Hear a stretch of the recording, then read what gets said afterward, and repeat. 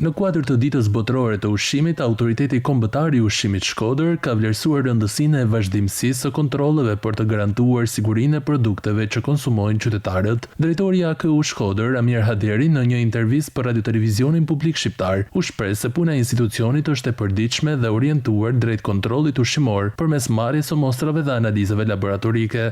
Për momentin jemi të fokusuar marrjen e mostrave për subjektet, marrjen e mostrave për ato subjekte që kanë konsum më të lartë. Po ashtu është dhe pika kontrollit kufitar në Antotit, që është një pikë që ka relativisht importe të produkteve ushqimore, ka një mesatarisht që mund të shkojnë 200-300 inspektime vjetore, ku aty është pjesa më e madhe.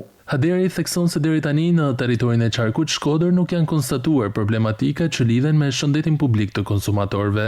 Edhe në rastet që kishin jo salmonela, jo metje pesticide apo tjerë, ne si qark nuk kemi qenë as përfshim, as nuk kemi pas në konsum të produkteve, që ka pas raste që qarku Shkodër ka pas subjekte që kanë pas probleme me këto lloj problematikash për shëndetin publik. Dita botërore e ushqimit synon të përcjellë mesazhin e ndërgjegjësimit për ushqim të sigurt, të shëndetshëm dhe të mjaftueshëm për të gjithë.